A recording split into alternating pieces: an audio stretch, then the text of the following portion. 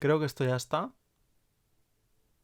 Pues a darle caña. Por alguna extraña razón, no es raro encontrar a lo largo de la historia del arte autores y autoras que hayan pintado bajo los efectos de algún tipo de droga. Pero si alguna vez te habías preguntado si esto mismo lo hicieron en su momento quienes se encargaron de pintar las cuevas rupestres, y si no te lo has preguntado, pues traigo yo aquí la duda y ahora tengo una deuda moral contigo de respondértela. No os preocupéis porque hoy vamos a hablar de este tema con chicha, con jugo, porque la verdad es que, bueno, es un tema curiosito.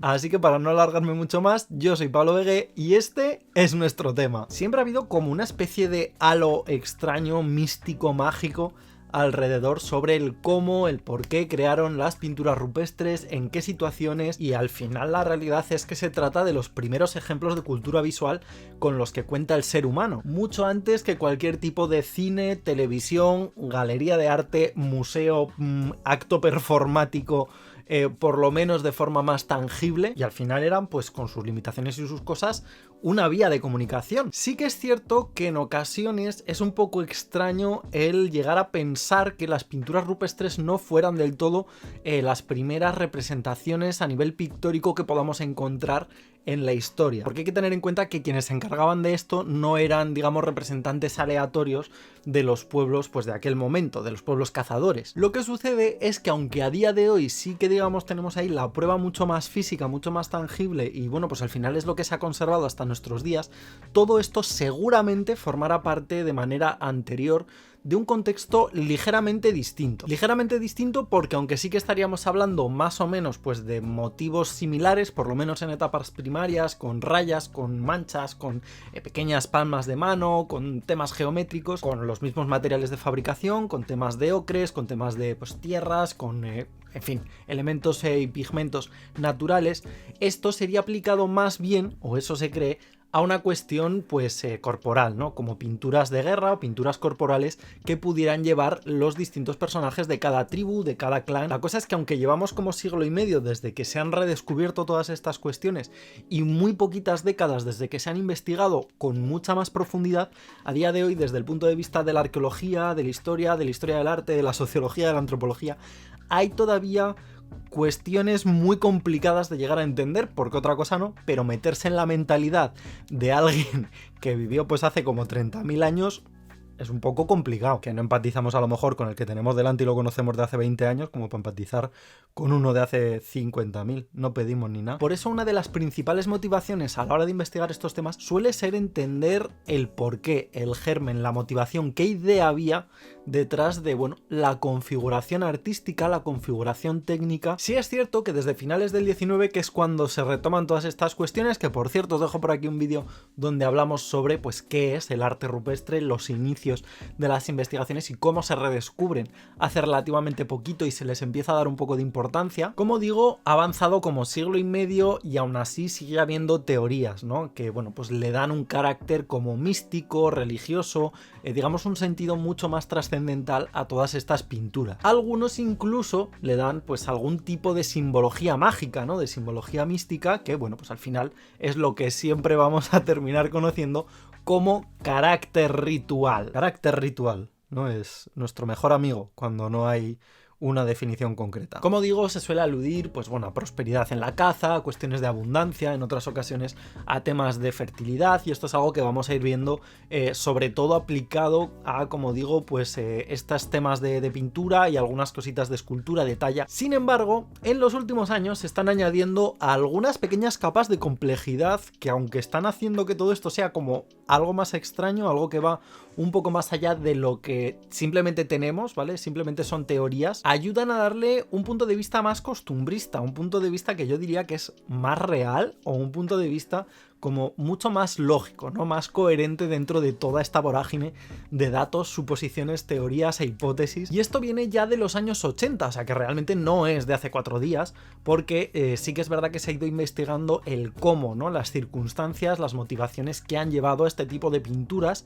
y aunque poco a poco se ha ido afinando, que de hecho esto es de lo que vamos a hablar, sí que se ha creído desde un principio, como digo, en estos años 80, que funcionaba alrededor de una especie de estado alterado de la mente. Todo esto lo que hace es desmitificar un poco también esa especie de aura romántica, ¿no? De aura artística, de aura mística que hay alrededor de la figura del artista, que en el caso de las pinturas rupestres venía motivado también por esa difícil accesibilidad que había algunas zonas de cuevas donde se han encontrado muchas de estas pinturas. Sin embargo, esto en muchas ocasiones se ha vinculado también al supuesto consumo de psicotrópicos, que es algo que también en algunas tribus con el avance del tiempo se ha ido motivando, ¿no? El espacio como retirado para el consumo de psicotrópicos, mezclado pues bueno, con esas cuestiones chamánicas, esas cuestiones mucho más religiosas, mucho más rituales, vamos a volverlo a decir. Y es que sí que es verdad que aquí había algo que se daba un poco por hecho, que era la ingesta de alimentos de los cuales, pues bueno, no se conocían bien las propiedades, no se sabía exactamente qué pasaba, y bueno, pues al final digamos que creíamos en general como sociedad que consumían psicotrópicos de manera un poco involuntaria, ¿no? Un poco ingenua. Imagínate ser un niño y que tu madre te debe comer una seta. Tenía que estar flipando. De hecho, algunas de estas cuestiones se han mantenido a lo largo del tiempo y se mantienen a nivel cultural en algunas zonas, como puede ser el caso del bhang, que en la India se consume a través de infusiones y bueno, es una especie como de preparado a partir de cannabis. En este caso, además, va ligado a tareas espirituales, por lo cual, pues bueno, digamos que nos permitiría ver ese avance, ¿no? Esa pequeña evolución. Sin embargo, hay científicos que apuntan que algunas de estas sustancias psicoactivas, como puede ser, pues yo que sé, la manita muscaria, ¿vale? La famosa seta de David el Nomo, no existían todavía, no tenían todavía la variedad en la Eurasia del Pleistoceno. Mientras que por otro lado, cuestiones como el ocre o como el manganeso, que son sustancias muy habituales a la hora de realizar pinturas rupestres, pues bueno, seguramente lo que les hubiera causado en caso de ingestarlos no hubiera sido realmente, digamos, un estado alterado, ¿no? de la mente, sino que hubiera sido más bien algo similar a una indigestión, por lo cual no les hubiera generado alucinaciones. Y aquí es donde se nos plantea realmente cuál es la solución.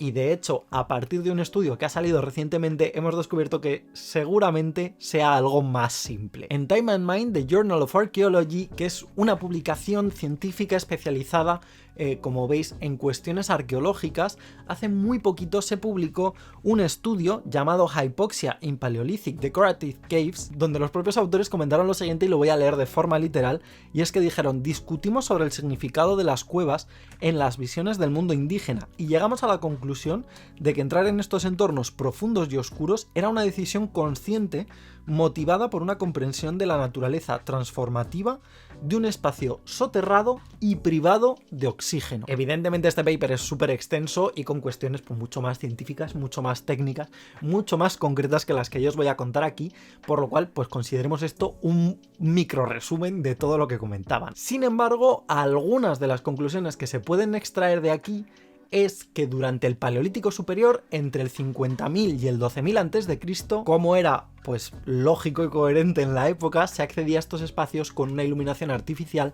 mediante el empleo de antorchas. ¿Qué sucede? Pues que evidentemente estas antorchas, muy similares a las que podemos concebir hoy en día, consumían grandes cantidades de oxígeno y por tanto al llegar allí, motivados además por el cansancio que podría llegar a suponer pues el acceder a estas zonas que estuvieran un poco más a desmano, lo que pasaba era que se reducía constantemente la cantidad de oxígeno. La importancia de esto no es en sí que se reduzca la cantidad de oxígeno, sino que esto lo que hacía era que poco a poco fueran alcanzando ciertos niveles de hipoxia. Según este estudio, porque te diré, yo de historia del arte bien, pero la última clase de biología creo que la di como con 13 o 14 años, la hipoxia, esta privación de oxígeno, conlleva euforia, conlleva alucinaciones y por tanto, pues bueno, estados alterados de la mente. Por lo que es probable que estas experiencias mucho más espirituales y mucho más místicas a las que siempre hemos achacado este concepto artístico tengan lugar en una cuestión puramente biológica. Tanto por parte de la persona que lo llevaba a cabo, la cual, pues bueno, digamos que tenía ese pequeño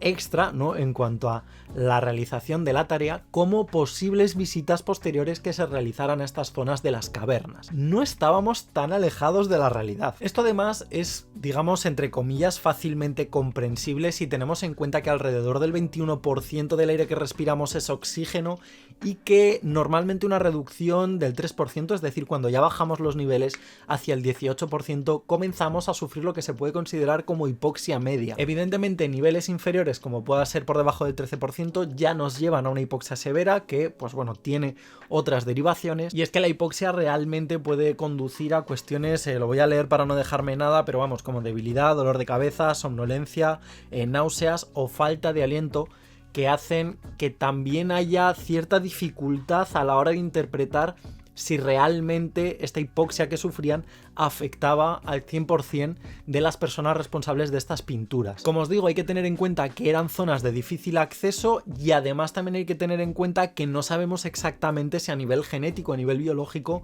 las personas del Paleolítico Superior funcionaban como nosotros y por tanto, pues bueno, esta capacidad de asunción del oxígeno y la hipoxia pues les afectaba de la misma forma. Este estudio, que además es de origen israelí, pues digamos que lo ha intentado como emular, teniendo en cuenta algunos parámetros contemporáneos, con simulaciones digitales, ya que sí que es verdad que hay como ritos, vamos a decir, chamánicos presentes a lo largo de todo el globo que más o menos se asemejarían un poco a la situación, al contexto, al entorno generado alrededor de la creación de pinturas rupestres. Sin embargo, esto no es todo, ya que sí que tenemos también una parte, digamos, de consumo de sustancias psicoactivas, porque otras investigaciones recientes en zonas de gran altitud, no tanto con el tema de pinturas rupestres en zonas de difícil acceso, ha confirmado que en algunas cuestiones se consumía datura, que es, bueno, pues una planta que se utilizaba como masticable y que también generaba delirios. De hecho, bueno, ha sido encontrada recientemente en algunas pinturas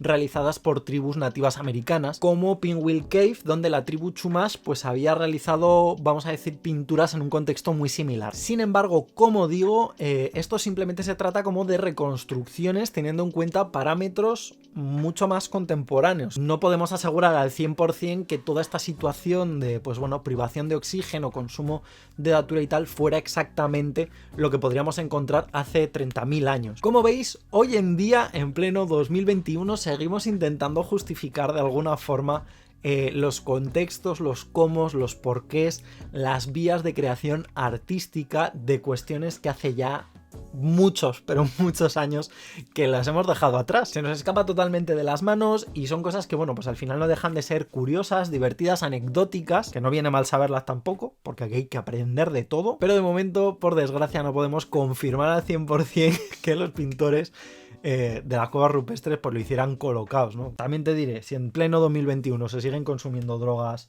para estas cosas, yo creo que con menos información en la mano, pues también se hacía sin problema, ¿eh? Y hasta aquí llegamos con el vídeo de hoy. Como digo, era una cuestión muy concreta y muy específica que tenía ganas de tratar desde que la descubrí. He estado investigando y comentando, preguntando a profesionales también un poquito del sector. Desde aquí además un saludo enorme a Clara de Cerebrotes, que os intentaré dejar por aquí arriba también el canal y en la caja de descripción, que bueno, pues fue la persona a la que pregunté sobre algunas cuestiones relacionadas con la hipoxia. Y poquito más, la verdad es que ya está, me he quedado muy a gusto. Tengo cosas pendientes en el tintero, pero sobre otros temas completamente distintos, que eso ya lo dejamos para otra semana. Estoy muy contento con el canal. Lo único, dejadme por aquí debajo en la caja de comentarios ideas, dudas que tengáis sobre otros temas, porque yo estoy encantadísimo de recibir de verdad el feedback y cómo está yendo el canal últimamente. Estoy in love con cómo está todo. Y ya está, si es que os mando un besazo enorme, os dejaré por aquí debajo en la caja de información y si me acuerdo, que nunca me acuerdo,